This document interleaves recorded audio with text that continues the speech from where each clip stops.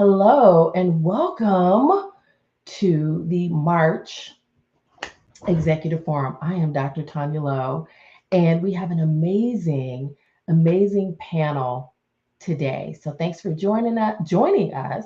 Hang in here as we get started. We're going to show you a short clip before we introduce our panel on women, intersectionality, and leadership.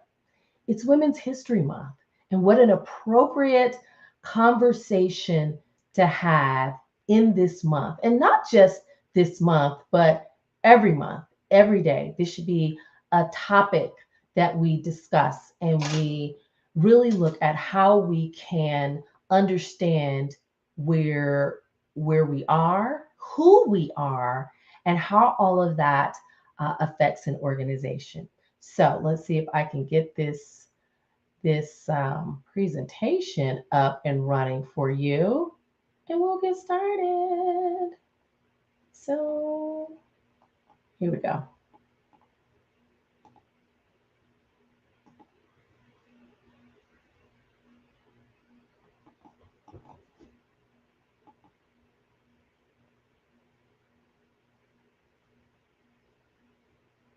Here we are.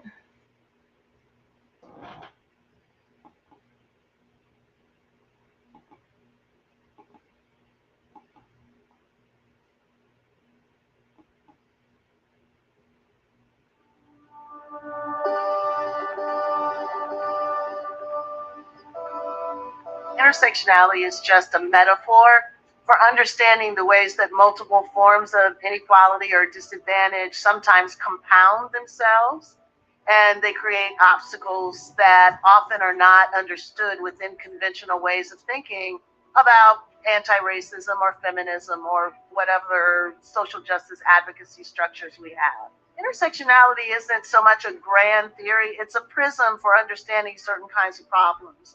African American girls are 6 times more likely to be suspended than white girls. That's probably a race and a gender problem. It's not just a race problem, it's not just a gender problem. So I encourage people to think about how the convergence of race stereotypes or gender stereotypes might actually play out in the classroom, between teachers and students, between students and other students, between students and administrators, and commit themselves to understanding that as a way of intervening and providing equal educational opportunity for all students, regardless of their identity. Identity isn't simply a self-contained unit. It is a relationship between people in history, people in communities, people in institutions. So schools do a good job when they understand that and when they commit themselves to curricular development, to opportunities in the school for all students to understand the histories that have brought us to this particular moment. You can't change outcomes without understanding how they've come about. So independent schools can take the lead on that to be responsive to their student populations and to the communities out of which the students come.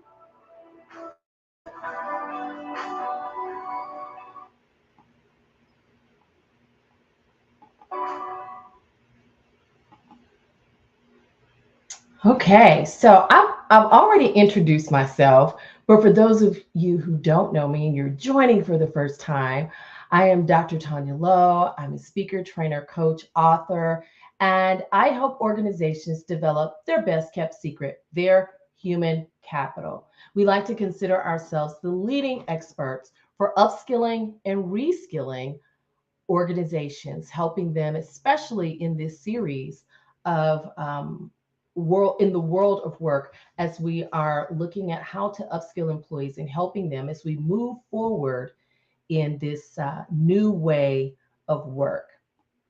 So let's talk about our panel. I'm so excited today to have Dr. Patty Delgado with us. Patty is the CEO and founder of the Bridgify Group, specializing in workforce strategy, co-founder of El Puente Institute, championing future workforce readiness. With 20 years in industrial organizational psychology, she bridges research with workplace practice. Dr. Patty shapes inclusive work environments. She is an author, board member, and podcast guest, and she's a recognized Hispanic Latino workforce expert. Welcome, Dr. Patty. We also have Dejanay Robinson. Dejanay Robinson is the chief of staff at RHJ Consulting Group, blending resilience and excellence in fostering inclusive spaces. With a background spanning industry giant like Facebook, now known as Meta, and Google, she pioneers DEI initiatives from micro learning to high profile panel discussions. And she's also a sought after speaker. She's a two-time first generation HBCU graduate, and she champions authenticity and courage in every endeavor. Welcome, Dejanay Robinson. And Neha Goval. Neha Goval is the founder and CEO of Think Aloud Coaching.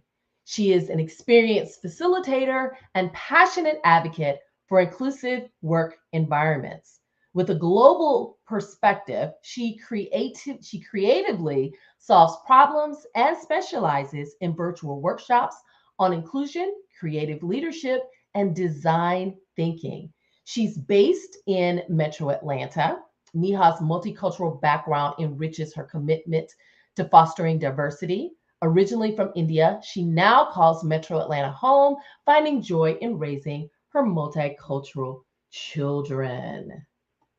All right, so let's end this show, the slideshow here, and bring our guest to the stage. You know, technology is so fancy. It's so fancy, but we're here and we're here together. Hello, lady. Hello, hello. Welcome to the March Executive Forum. Thank you for joining us today and for this discussion on women, leadership, and intersectionality. So, my first question that I want to ask you is um, why is intersectionality an important discussion um, where we why is it an important discussion? And if you don't mind, in that answer, would you mind sharing your intersections? I'm happy to start. No, jump Thank in. you, Dr. Tanya, for this space. Thank you for this opportunity to spend this hour with these amazing women. And thank you for having me.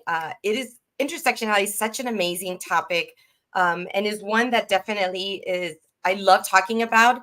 And when it comes to women and leadership and intersectionality, I see it as an amazing tool. And thank you to Dr. Crenshaw and all the research that she's done, and even all the additional research that's been done. It helps us like broaden our perspectives around what is leadership, what are individuals, what do lived experiences intersect with leadership. And so I think it's really an amazing opportunity to enhance equity, to Mhm. enhance the concept of inclusion when we talk about it from the lens of intersectionality. So I know that when we do that, and Dejanay and I have worked together and done workshops on this, we've really seen that it fosters this empathetic like wave, right? And an empathetic understanding of each other. And then that one string that connects us all. Because there's in every room, there's an intersection that we have with each one of us. I mean, all of us together here, we're all women, right? And maybe some of us are mothers, some of us are daughters, and so forth. So I think it's such a beautiful way of, I always see it as a garden of flowers, and as each of us a flower, and it's a way of our roots connecting underneath the soil. Oh, So love that's how it. I see it. And my intersections are: I am a woman, I am a Latina, a proud Latina, I'm a mother, I'm a part of the military community because my husband is a retired lieutenant colonel. So I've been part of that community. I am Catholic. There's so many ways. My gender, I am female, and so many different intersections. I'm sure there's more, and I just can't think of them right now off the top of my head. I love that. I love that. Thank you. Thank you for sharing. I want to go back a little bit before I get to you, Dijane and Neha, and just kind of set the tone from Professor Crenshaw's video. Her video, she set the tone for us today around what intersectionality is. She was talking. That's a video from a school where she was, working with them and talking to them about intersectionality. But I want you to understand that her work spans not only just in schools, but in organizations and in communities the like. So everything that she said in that video, it relates to each and every one of us in every environment that we may find ourselves. So I wanted to go back and put that disclaimer out there because there's somebody's thinking, well, she was talking about schools. No, she was talking about you in your organization, in your community, in your neighborhood, in your workplace as well. So, Neha, would you go ahead and explain, share your intersections as well as what does intersectionality mean to you and why is it an important topic today? Yeah, absolutely. So I think again, it's an important topic. Dr. Crenshaw explained it. Dr. Patty kind of underscored a lot of what we experience as women. And traditionally, a lot of gender studies and gender equity work has just considered gender to be this broad-based kind of theme that binds us all, and it does. But the just acknowledging the intersectionalities helps us understand that we all come also from the background of our lived experiences, and Mhm. each of those aspects of our lived experiences need a voice and a medium to be presented. So those could come from the space of our cultural backgrounds, our family upbringing, the languages that we speak, our education pedigree, so many different things that kind of are those finer nuances that really go ahead and define who we are as women and what we can bring to workspaces, to communities, and kind of the impact that we can create. So some of the intersectionalities that I'm acknowledging as I kind of grow into this space a lot more, that I believe have shaped my journey, have kind of informed my perspectives. That I'm a parent, I'm a spouse, I'm a woman, I'm an Indian immigrant, first generation immigrant, an entrepreneur, and an introvert, and all of that put together, gives me like, wow, I'm all that, and that's who I am, and that's what I bring to a conversation. Yes. Wow. Thank you. Thank you so much for sharing that. And Dejanay Robinson, last but not least. Well, good morning. First and foremost, I am truly blessed, thankful, honored that God allowed me to grace this stage to walk in purpose. So I am honored to be amongst some powerful individuals. So thank you, Dr. Tanya, for creating this space for us to share our lived experience. Secondly, it is thundering and lightning here in Converse, Texas. So if my screen goes black, it means I lost power, but we gonna just keep moving. So what I love about intersectionality, that they're separated in categories, but I love to call them layers. And Mm, here are the categories of your intersections: race, gender, socioeconomic status, how you sexually identify, your religion, your weight class, mm, your physical appearance, your education status, and how you show up at work as a leader, as an employee. All of these layers impact your lived experience in three categories. This is how I like to break them up: in a corporate category, a societal category, and your family dynamics. As an mm. example, shout out to the first generations that are on this call, whoop, whoop, whoop, and the HBCU graduates that are on the calls. Whoop, whoop. So, as a first generation, sometimes with job opportunities, right? I'm not even going to go down the affirmative action way, but sometimes you get opportunities and there's privilege because of your educational status. And Mm. sometimes folks around you still believe that you are not qualified or you are inadequate to receive said promotion or opportunity because the only reason why you're in the room is because your educational status. Mm. And the impact when you come from a marginalized group, it's looked at as a derogatory terminology. But I give this hypothetical question: If you weren't in a marginalized group, but where you received your degree from is from a high caliber institution, Mm, then it's praised, it's acknowledged, it's promoted. So mm, you see the different ways that the same intersectional layer, right? I think intersectionality is also universal, but Professor Kimberley, she does talk about marginalized groups are impacted by our intersections in a different way that also limit us. mm. So my intersections, I am a woman. I am a Black woman. I am a God-fearing Black woman. I am a God-fearing Black woman who's also dark skinned, which is the colorism layer. And I'm a God-fearing Black woman who is dark skinned, who is a first generation graduate. Wow. Wow. Thank you and welcome. Welcome, welcome, welcome to each of you. I guess I'll round out the discussion by sharing my intersections. I am a woman. I'm an African American woman. I am Southern. I am Southern. I was raised in South Georgia and I live in the South in a metropolitan area. I'm a three-time degreed HBCU grad. I'm single. I'm Christian. I belong to an amazing sorority, Delta Sigma Theta Sorority Incorporated. Um, I'm an entrepreneur.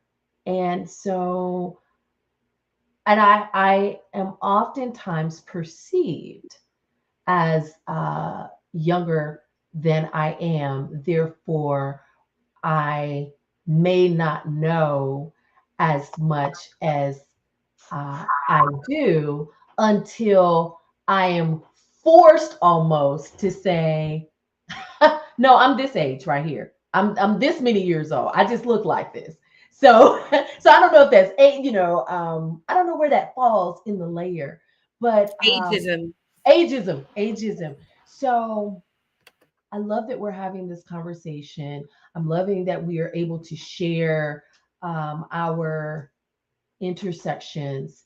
And as you were sharing, and from your lived experiences and from where you sit, I'm wondering about the people who are watching and listening today, and how impactful and maybe even freeing hearing this conversation is from where they sit within organizations. So, with that being said, as we talk about our intersections, what are some of the barriers that women face within organizations as it relates to their intersections, sharing them or not sharing them, having to hide pieces of who they are? And Miha, I'd love to start with you.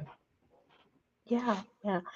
So I think when it comes to, again, barriers, we are looking at, there could be many, many, many, many.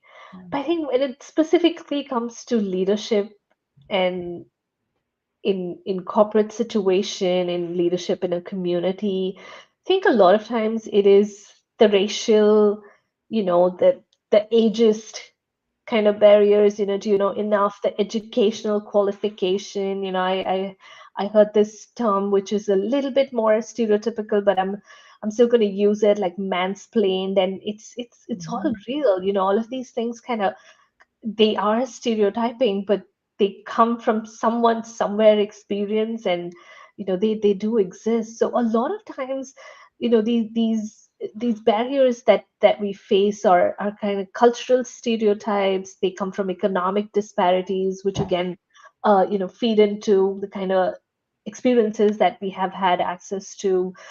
Personally, at some points in time, my move to the United States was fairly recent, about 8 years ago.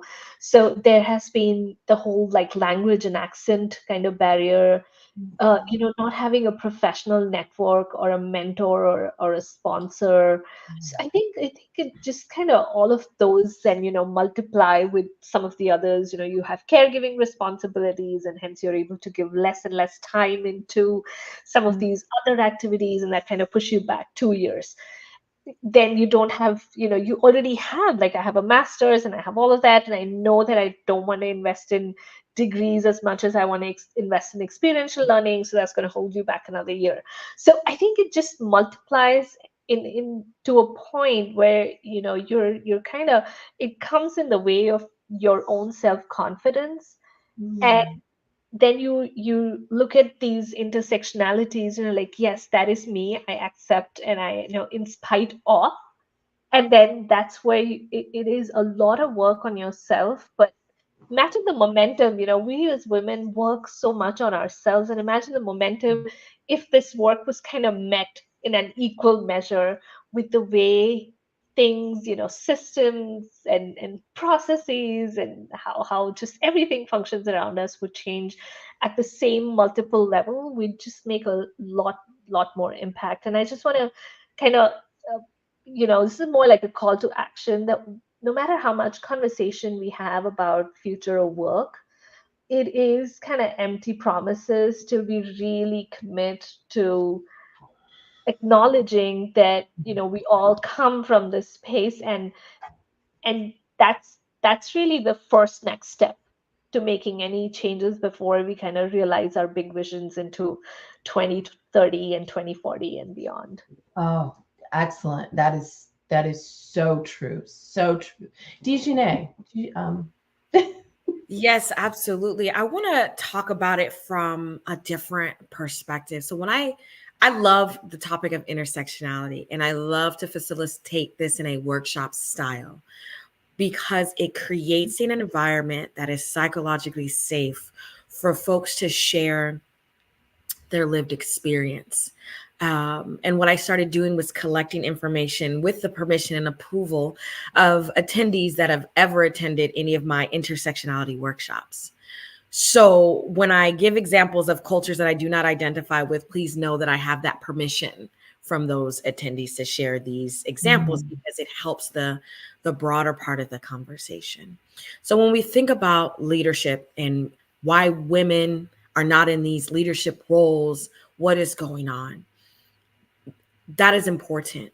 I want to take you down a possibility of a different pathway of the intersections. Yes, women, you don't see us in these leadership positions, but if we talk about culture, add another layer on that.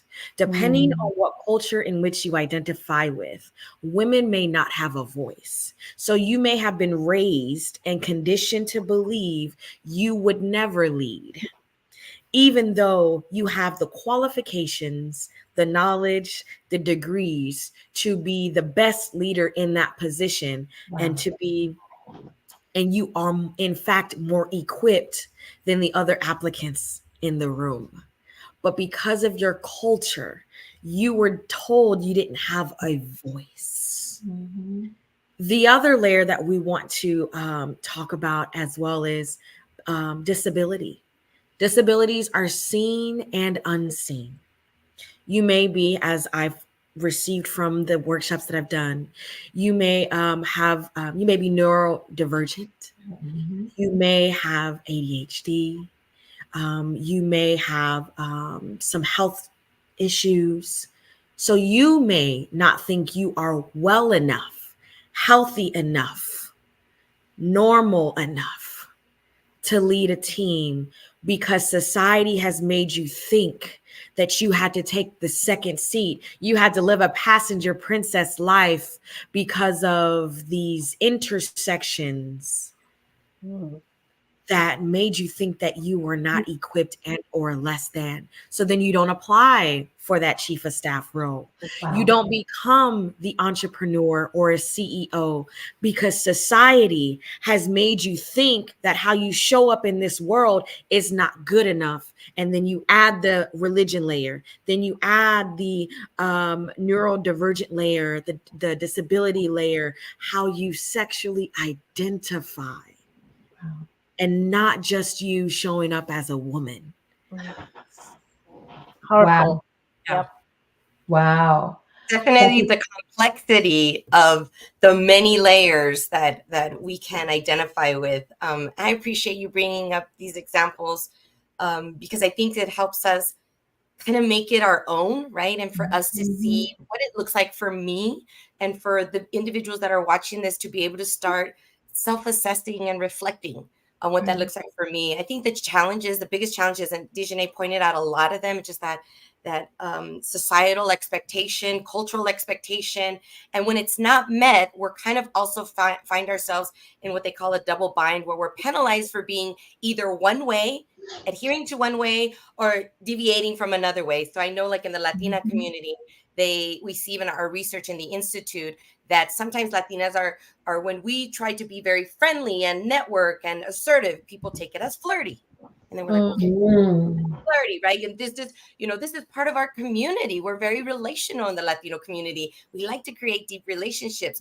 And so these barriers that surround this topic, it just creates a layer over layer over layer. I think the other call to action is to flip the script of these expectations and to flip the way that we view ourselves and see how we are worthy of being all of these intersections and tapping into the superpowers of each of them. In the Institute at El Puente, we talk about our cultural drivers, our Latino cultural drivers, as being our superpowers. And so when we take time to reflect on what those look like for each of us in our own lived experience, in our own intersections, and that is a powerhouse of a person, right? That shows up with this pride and confidence and an ability to just really shine through their authentic self. I think that's when the whole concept of authentic self comes through. Is able to do that and dismantle those barriers, really learn about who we are in each of those intersections, whether it's cultural, disability, our mental health, and then make it your own and show up. I think we've all heard the saying, show up unapologetically and take up space. And so I think it's a big call to action in working with the concept of intersectionality, and we all can do it. We all can definitely do it. I love that. Show up, take up space, be who you are. In this conversation, you shared some of the barriers, but these barriers sound like things that we deal with, and so they prevent us from showing up as our true authentic self, because I don't want to get labeled. I don't want to be considered the problem maker, and so I fall into groupthink, and I just kind of go along to get along. What would you tell a woman? What would you tell a woman who's listening today, who can identify with any and all of the barriers that we've talked about today? What would you tell her? And Dejanay, I'll start with you.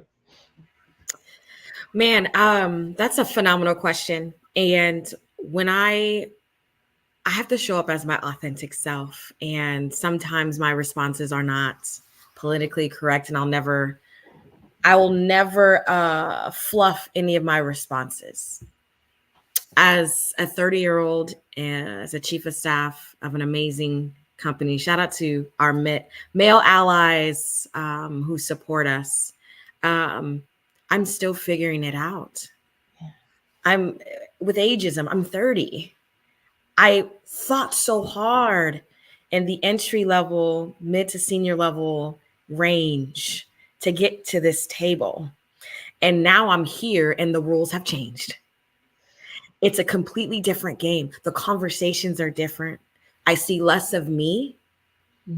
So I know how to maneuver in the we say big L, little L leadership, right? Big L leadership meaning positional leadership, and little L meaning positionals. That's what we say at RHJ. So in my little L roles, I knew how to navigate.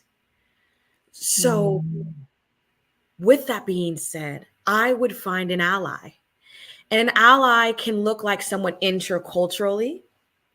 It can look like interculturally, which means folks from different communities communicating and supporting each other.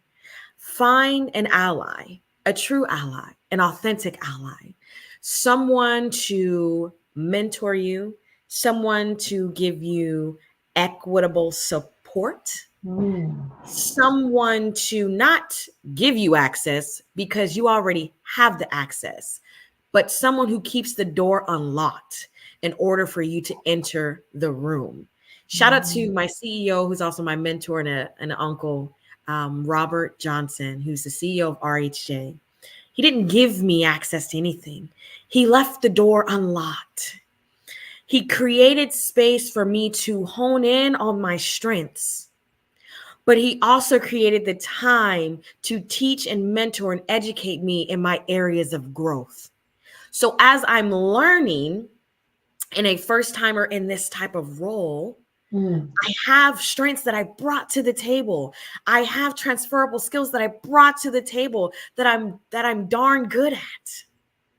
But I acknowledge and we acknowledge that there is knowledge, information, secrets, rules to the game that I don't have access to because I've never been in this room.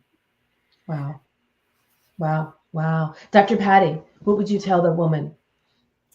I love that. Leave the door unlocked. That's so good. I like that too. Like leave it Yeah, that is. unlocked, I leave mean, it open. right, as an advocate, as a mentor, as an ally, that is definitely what we should be doing for those that ask us for the help, and for those that are seeking the help. I think I would tell, first of all, the women that we're celebrating this month, all the women internationally and together, we are worth it, and we have everything within us to make it happen.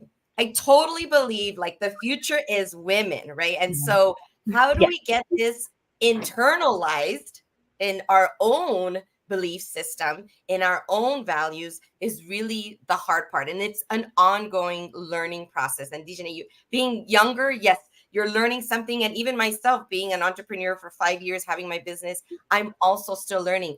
As long as you're open to the continual learning of in this space, then yes, like your superpower will shine through. You will find, we always tell our Latinas and our Latino professionals in our workshops, you have to find that very sweet spot where you're balancing these expectations, these generational expectations that have been placed within our DNA, where we're balancing them and still honoring them, but we're also uncovering new ways and scripts and narratives of showing up in a space. And so when you can find that sweet middle spot, that balanced spot, that is where you can continue growing and advancing in the topic of just really becoming authentically yourself, strong, showing up with your shoulders back, your chin up high, and you walk in and I'm a chingona. Like in the Latinas say we're bad. Like that chingona is the word, right? And so in Colombia, it's barracas for my Colombian US. But and feeling confident in that. So I would say continue finding an ally, finding mentors, know that you're worth it, and that it's an ongoing learning process. And it's okay if one day we don't show up that way and we kind of show up little in a space. That's okay. We have to have self-compassion as well on ourselves. I think women are such hard workers, and we expect a lot of ourselves, and that perfectionism is real. And then the imposter syndrome is real too. Yeah. So there's just so many factors, but really in the end of the day, when you lay down and finish your day off, you tell yourself, today I did the best I could, and tomorrow's a new day. Let's keep moving forward. So that's what I would tell them. Yeah. Yeah. I would add, never forget who you are. And regardless of the environment you're in, don't let that environment change you. Remember who you are at your core, and you deserve to stand in your truth every single day. Neha, what would you tell that woman? I'm just like in awe right now of just how we're building this conversation and how important this is. And I think the one thing that comes to my mind, like almost immediately, is that we've waited a long time for rooms to be created where we could have these conversations. So big shout out to you, Dr. Tanya, for creating that room, because that's what I want to say. Like, if the conversations are not being had, if you want to change the way these conversations are being had, it's time for us to create those rooms. It's time for us to create those spaces and say, this is how we envision the future, and this is how we're going to make it real. So just create more spaces, create more conversations. We're all kind of active on in spaces in our communities and changing and shifting that language for our daughters, for our nieces, for our clients, for women we work with, just for everybody, to say that we carry this baggage but that's not me. Some of it is Mm. generational, some of it is cultural, but that is not me. So creating space to correct some of that language, creating space for us to have these conversations where we feel that these are safe enough for me to come with what I have and go back with so much more. Yes, absolutely. And you're very welcome. As you were talking about the things that are generational, I'm reminded of this quote, and I love it because I every time there's an opportunity, I'll add it. We have to spend time unlearning and relearning those Uh, things that will be of benefit to us. The entire quote says, "The illiterates of the world will not be those who cannot read or write, but those who cannot unlearn and relearn." And so, as women, when it comes to those things that we bring with us, whether it's from our religion or from how we were raised or how we should show yeah. up.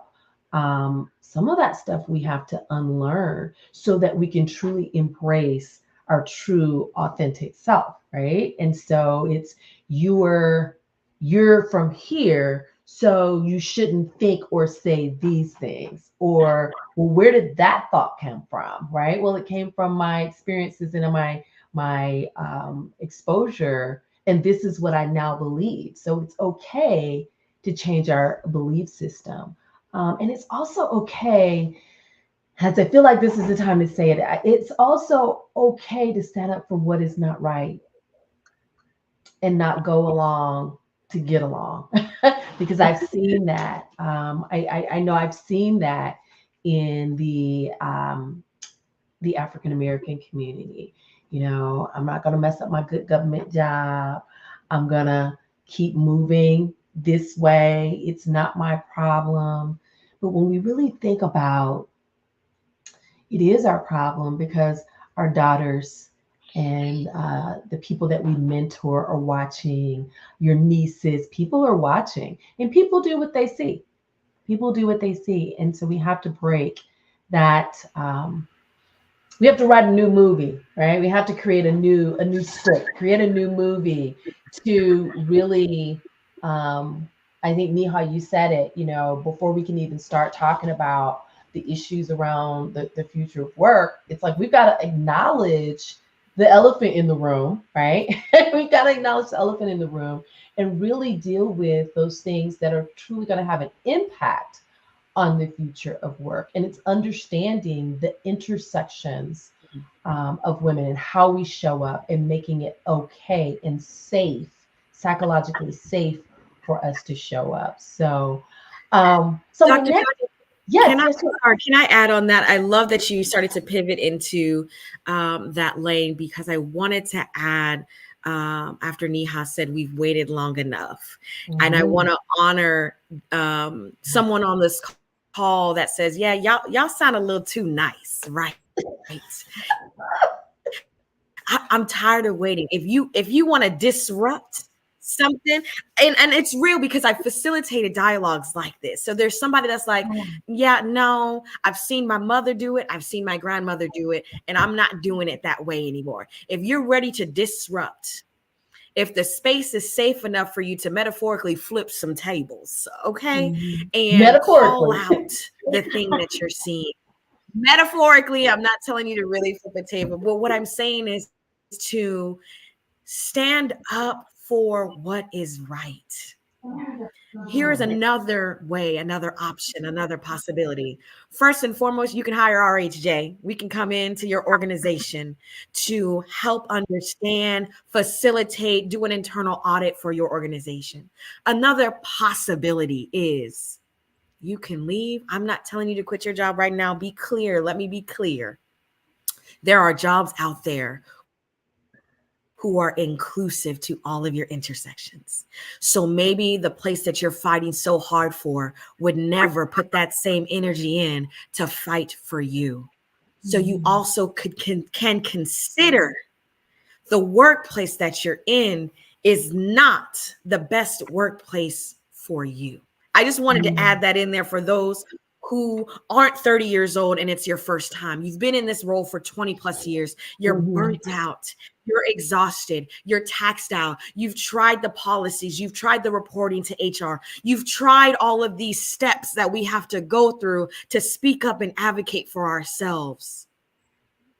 You might want to consider bringing in a third party organization who has no dog in the fight to help elevate and expose and train and unlearn. Or you might want to consider leaving said organization. Yeah, that's powerful because, as we think about the many generations in the workforce, there are people that would never consider leaving. Leave? What? Like, no, that's not what I do, and they will stay, and they will be unhappy, and they will be stressed, and their hair will fall out, and they're wondering what happened to my edges, and so your edges are tied to the stress of the job that you hate because you won't leave.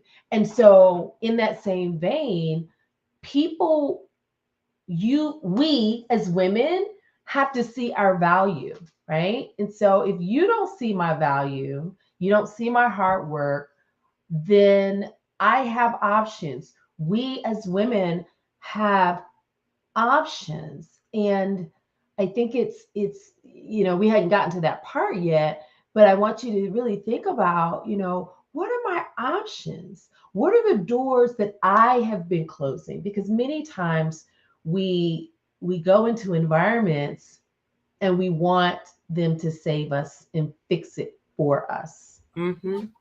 Yeah. And guess what? We are our own rescue. We Mm-hmm. are our own rescue. Yes. And so if I go in and I try on some shoes and they don't fit, I'm gonna leave them at the store and I'm gonna go to another store. Okay.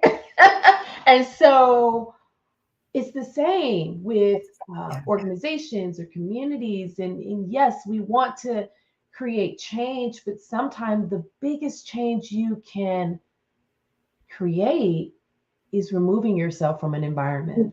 That is an option. I love Um, that you say that. Yeah. Thank you. And thank you for saying that, Dr. Tanya. I think a lot of the women that we work with in the Latina community, they don't even know there's options. And so when we also tell them there are options and other ways, and you have the power and control to uncover those and make those come alive.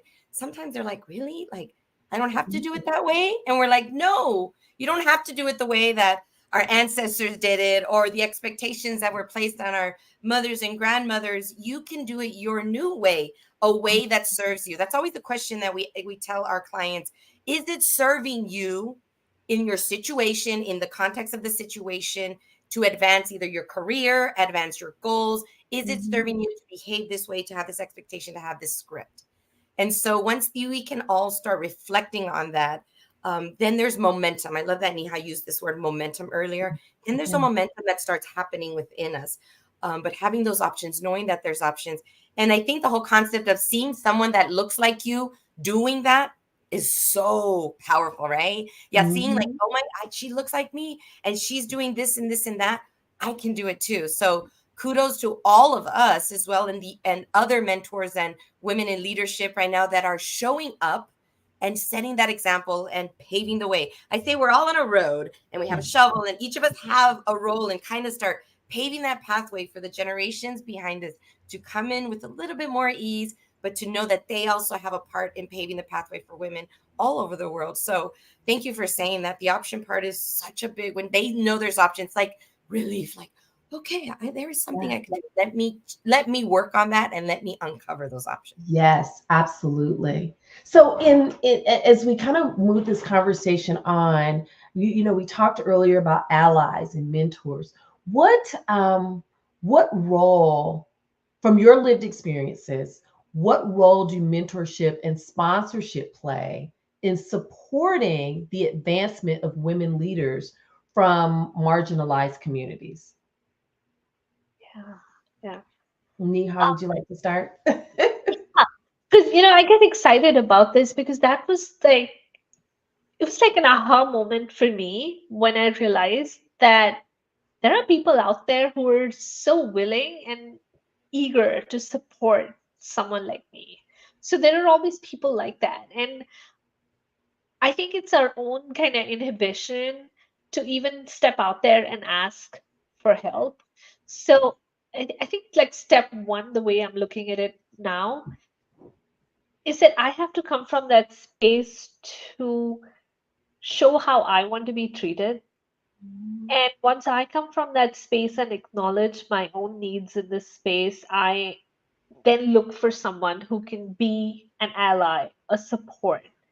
And it does not all have to be this one person. We don't have to find that one unicorn who will give us everything. So, for Mhm. a 3 person for career advice, for life advice, for everything.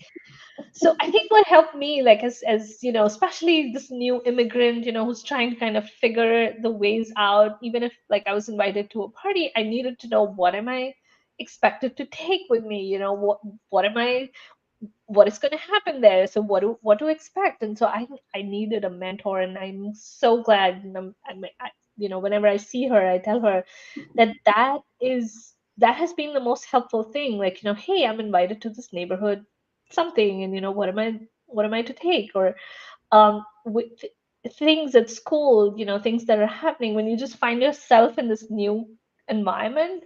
And then I had a mentor who helped me kind of dive through my coaching career. And we spoke about Lori, who's the common kind of thread for a lot of us here.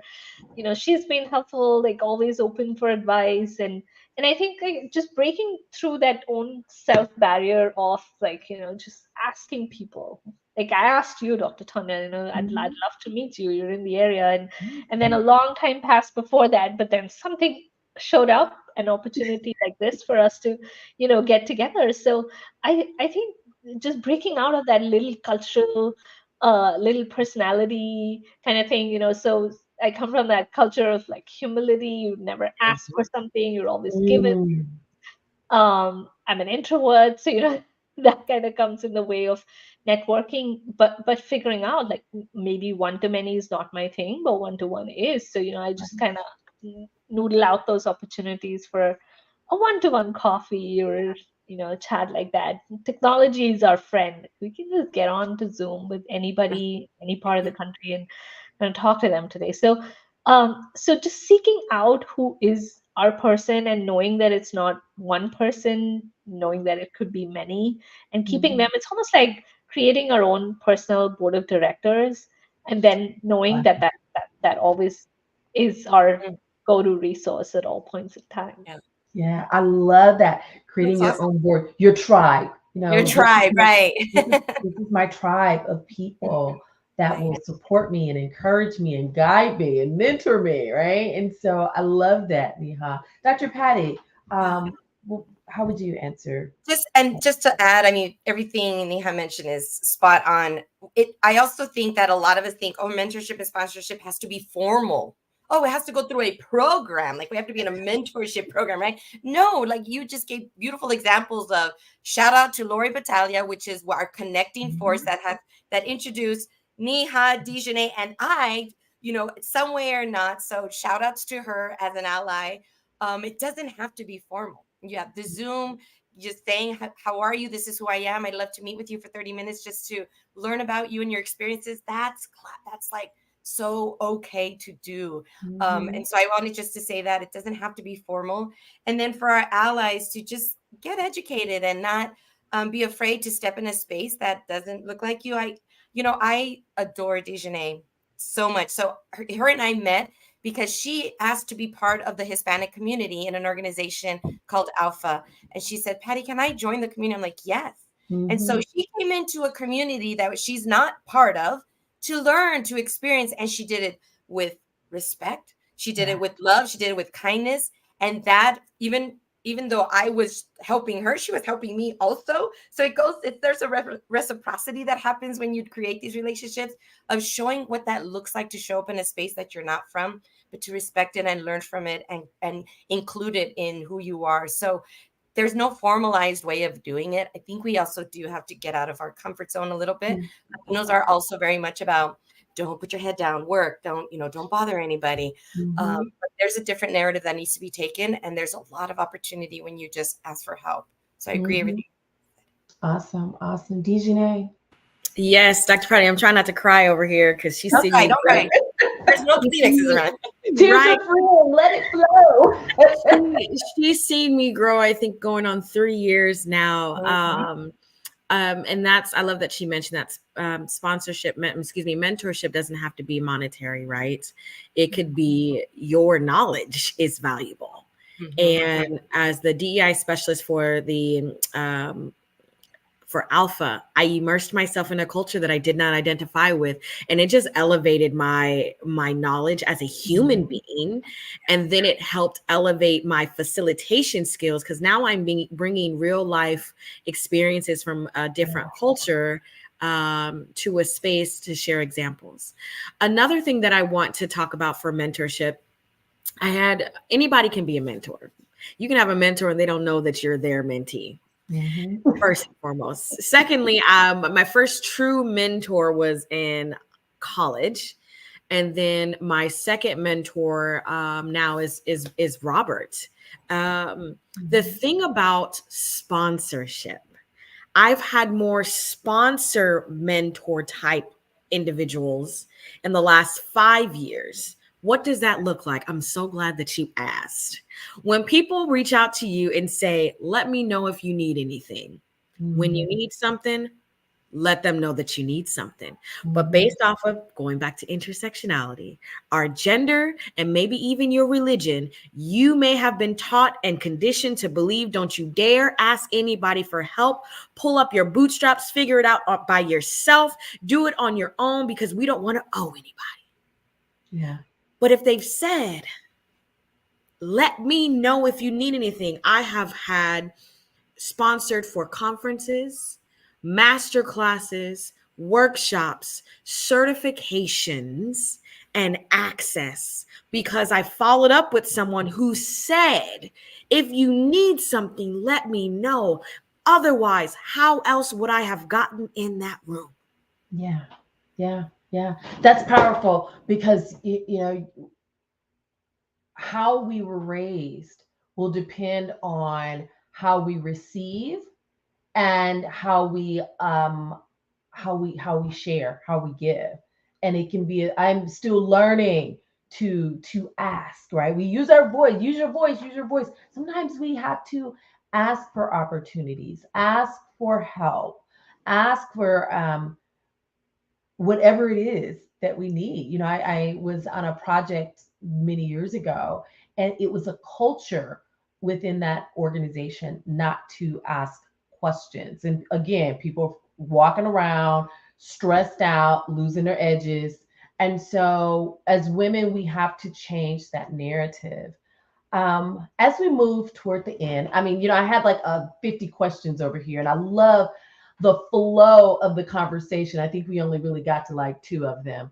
But the final question I'd like to ask is what is the takeaway that a leader, someone who may not be a person of color, but someone who is a leader within an organization, someone who has influence, and they're listening in on this conversation in reality or proverbially, what would you want them to take away from this discussion?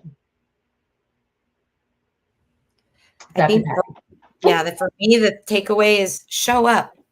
Just show up, but show up with an intention of learning, of observing, of respecting the spaces that you're coming into, but show up and do it with a commitment. Not I'm going here to check the box, or I'm going to show up one time and then now I'm part of the community. That it just doesn't work like that. So I think that if people can show up and do that in a way, again, I think with respect to the lived experience of the group they're coming in front of, that's magic. I mean, at the end, there would be that bridge would be created.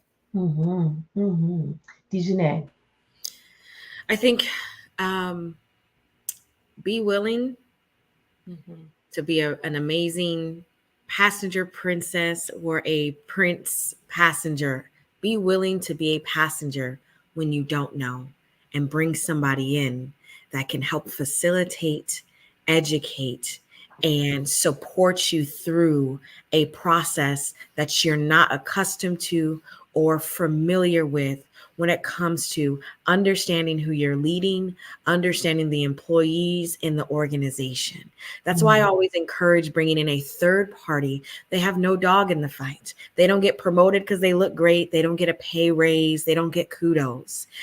In addition to the why, you bring in a third party resource to help support you internally is the space of psychological safety. If please don't misunderstand, there's nothing wrong with having a DEI department. I think that is phenomenal. And if you're doing it correctly, then disregard what I'm saying. I'm saying is when we have the representation internally, when we have the proper protocols in place, but then is the space psychologically safe for someone to speak up and express a microaggression, a macroaggression, incorrect, inappropriate sexual behavior that occurs. You can't go to HR because maybe the person was the HR leader. You bring in a third party to create that space of safety.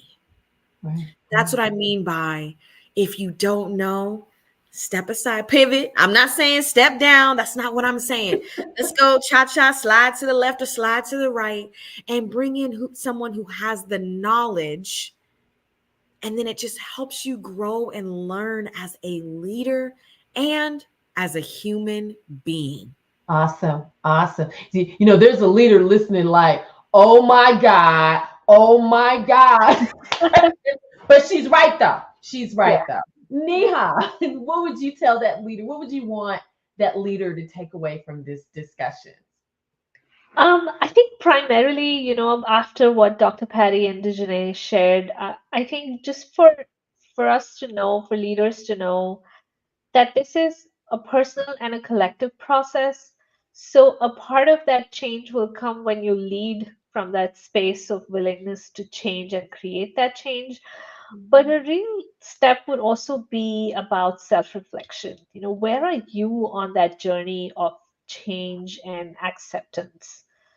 And especially if you don't relate to the intersectionalities being talked about, you're not a woman, you're not a certain color, you're not a certain race, you're not a parent, could be a lot of different things. So to understand things from just another person's perspective is not just about stepping into their shoes and walking a mile. Like there's a lot more to that. It is that process of self-reflection and knowing your inner why is it that I want to create this, and why is it that it's important to me.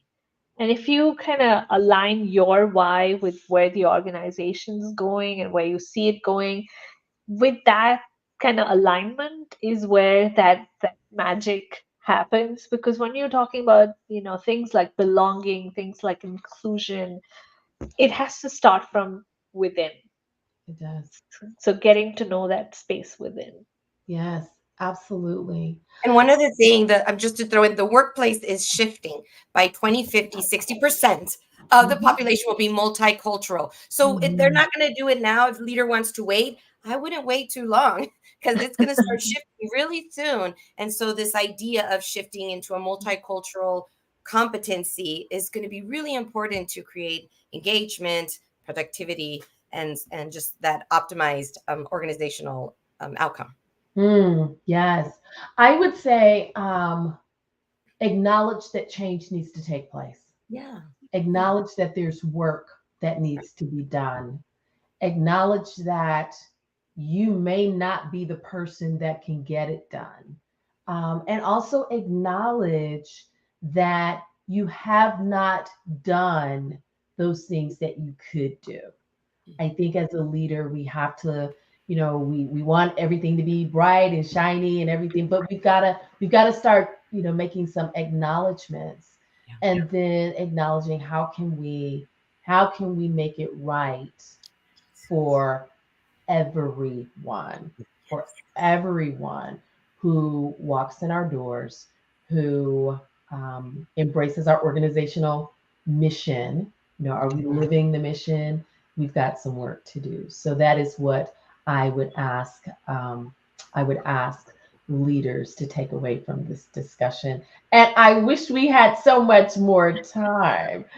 So thank you for joining this March Forum on Women, Leadership, and Intersectionality. If you have not had an opportunity to listen to this week's podcast with our very own Dejanay Robinson, wherever you listen to podcasts, you can find the Results Driven Organizations podcast with Dr. Tanya Lowe and listen to the full interview with Dejanay as we discuss intersectionality. We have been taking on this month, Women's History Month, talking about those different things that affect women and women leaders. So thank you for joining us for this forum.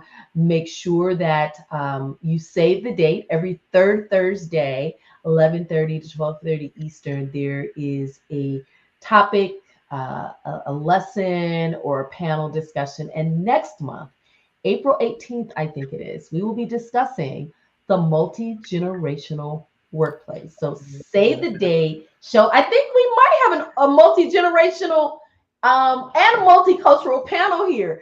So Yes. make sure you join us in a month for that panel. And if you would like, I'm not going to even try to bring the slides back up, but if you would like, you enjoyed this forum and you would like to offer this in your organization, if you would like any aspect of what we discussed, please reach out, connect with us on LinkedIn, and let us help you move in the right direction.